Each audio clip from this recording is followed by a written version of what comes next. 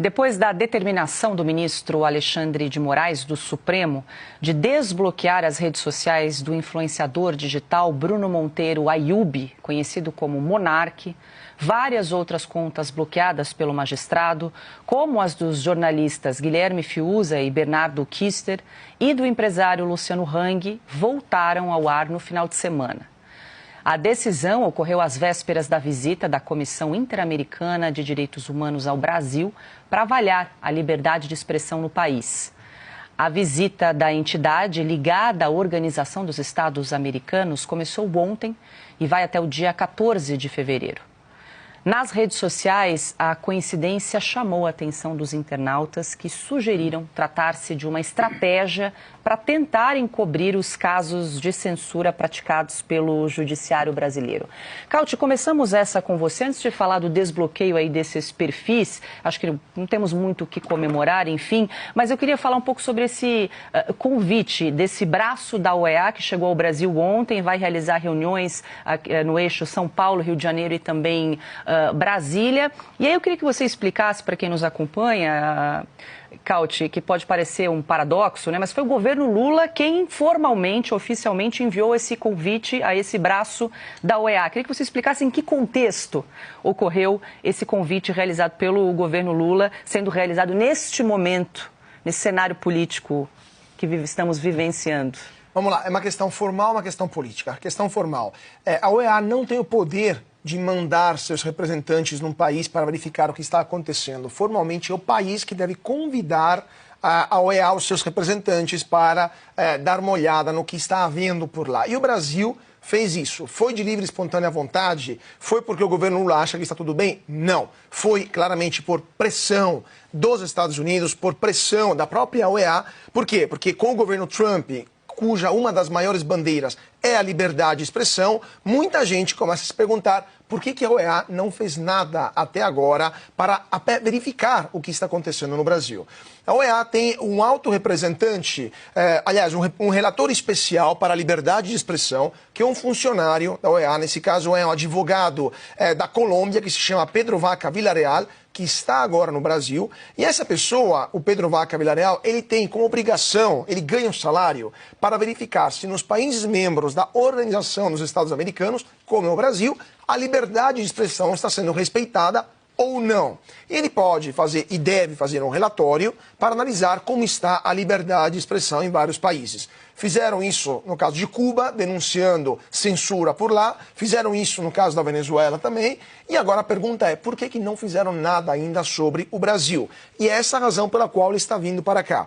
Outro ponto, o governo americano está começando a pressionar a OEA para que faça alguma coisa por uma simples razão, dinheiro. Quem paga as contas da OEA hoje são os Estados Unidos. Metade, mais da metade, aliás, do orçamento dessa entidade é financiado pelos pagadores de impostos americanos. E a OEA sabe muito bem que se os americanos saíram da Organização Mundial da Saúde, onde também bancavam metade do seu orçamento. Se os americanos estão saindo, por exemplo, saíram do Conselho dos Direitos Humanos, que de defesa dos direitos humanos não tinha nada, porque englobava países como Irã, como Cuba, como a Venezuela, e os americanos falaram, vamos embora, eles podem sair também da OEA. Para evitar isso, a OEA está simplesmente mostrando serviço. Está fazendo aquilo que não fez nos últimos 6 anos. Lembrando que a primeira censura recente do Brasil foi em 2019 contra a revista Cruzoé, na famosa edição O Amigo do Meu Pai, que mostrava o ministro Dias Toffoli nas ligações espúrias que foram provadas durante a Operação Lava Jato. De 2019 até aqui, um silêncio ensurdecedor da OEA. Agora decidiram investigar o que está acontecendo no Brasil. O relator especial já está em território nacional e agora ele vai ouvir veículos de informação que foram censurados pelo STF. A Cruzoé, o Antagonista, a Gazeta do Povo, a própria Revista Oeste, e vamos ver o que ele vai escrever nesse relatório, e vai ser um relatório público, ou seja, o mundo inteiro vai saber o que está se passando no Brasil. Só para terminar, Paula, não é nenhuma coincidência que agora, só agora, o ministro Alexandre de Moraes permitiu novamente que as pessoas que tinham suas redes sociais bloqueadas pudessem voltar a se comunicar com o mundo. Por que agora? Qual que é a razão? Qual que é a motivação? Porque qualquer ato judiciário tem que ter uma motivação. E qual foi a motivação do bloqueio? ainda hoje não sabemos o porquê as contas do Fiuza, do Kurtner e de outros do Hang foram bloqueadas. Então, assim, uma ilegalidade tamanha que já sabemos o que esse relator vai escrever nesse documento, que o Brasil não respeita a própria Constituição e a Carta Interamericana de Direitos Humanos, porque é um país que está abusando, que está atropelando, que está coibindo a liberdade de expressão. Agora ele vai ter, por exemplo, acesso aos inquéritos sigilosos, às investigações do Supremo Tribunal Federal, vai? Provavelmente não. Provavelmente ele não vai poder acessar nada disso. Esse é que é o problema, daí vem a insegurança jurídica. Sim. O que o Moraes apurou até agora, por exemplo? Isso aí ele está devolvendo o acesso às redes porque chegou a alguma conclusão. No entanto, não devolve, não desbloqueia contas bancárias. E por quê? Quando vai terminar? Foi esse o processo que mereceu dele o pedido de mais 6 meses de investigações? Por que não divulga o que já foi investigado? É isso aí que cria insegurança que só existe quando um país deixou de ser democrático. Não adianta, de novo, tentar tapar o sol com a peneira. Não adianta.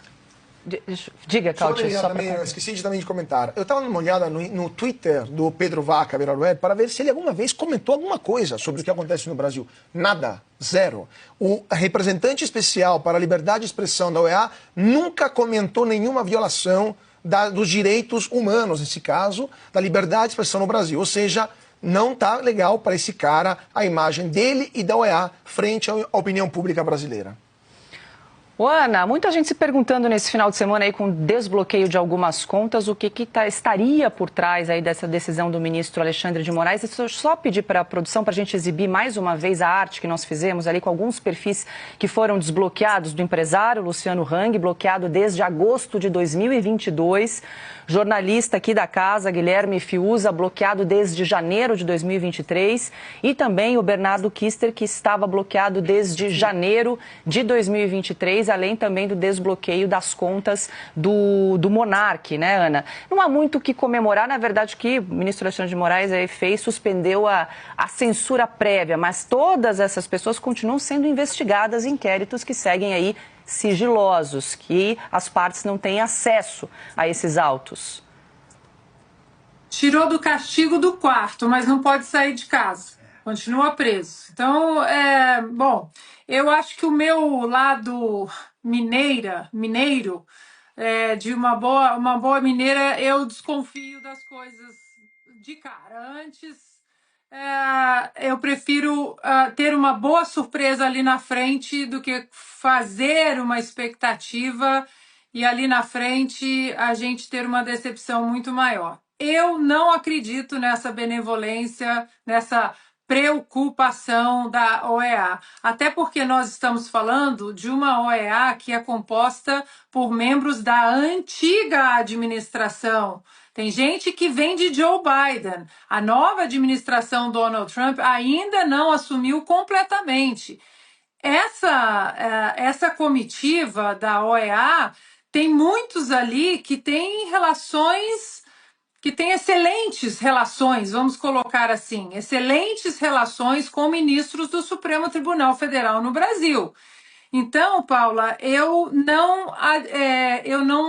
não estaria surpresa se essa própria comissão da OEA tenha instruído o Alexandre de Moraes para desbloquear essas contas. Olha, nós não podemos chegar aí e o nosso relatório ter que constar o que de fato está acontecendo. Contas bloqueadas de jornalistas bloqueados, sem o devido processo legal. Então, senhor Alexandre, isso tudo aqui é conjectura. Eu não ouvi nada de bastidor, eu não sei. Isso aqui estou jogando aqui porque é o que eu acredito que possa também estar acontecendo. Não tenho informação de bastidor sobre isso, mas eu não duvido que pode ter havido uma instrução, sim, dessa comitiva para que algumas contas fossem desbloqueadas. Agora, o que adianta a conta ou as contas serem desbloqueadas se eles são proibidos de postar,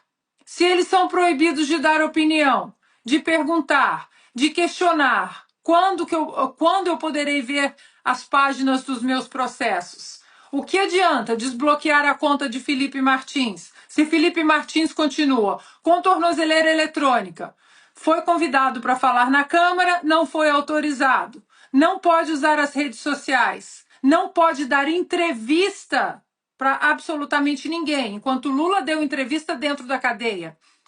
Então, Paula, sobre essa estrutura que está no Brasil da OEA, eu vou subir na montanha e vou ficar com a minha desconfiança mineira, porque essa comitiva ainda tem laços com a administração Biden. E até que toda a OEA seja substituída, principalmente com uma mão importantíssima, que é do secretário de Estado Marco Rubio, que sabe em detalhes, isso eu sei, que sabe em detalhes o que está acontecendo no Brasil, enquanto as pessoas direcionadas do Marco Rubio não entrarem de maneira integral na OEA, eu sigo desconfiada. É a mineirice. Piotr, diga, Augusto. Eu queria comentar, claro. Tem toda a razão.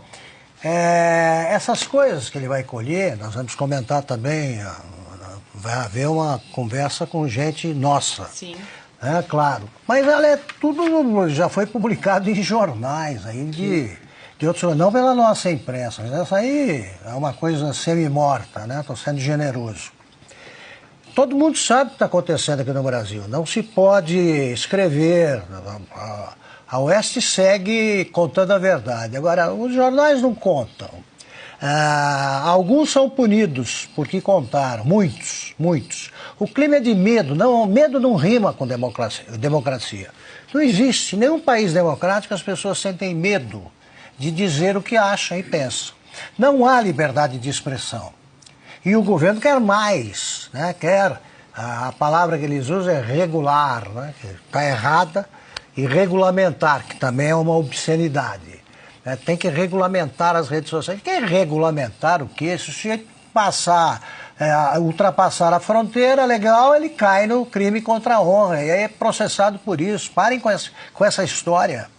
Querem censurar mesmo, para que não se diga a verdade. Agora, não sabe, o caso da Oeste, nós vamos falar depois, eu só antecipo aqui. Basta alguém falar, um ministro recomendar aos seus assessores que usem da criatividade para tentar punir uma revista, porque ela só conta a verdade, só narra fatos jornalísticos, para saber como é que age o nosso Supremo. Não precisa investigar muito. Então eu estou com a Ana, estou esperando. Aí porque a nossa ditadura é visível, palpável. É isso.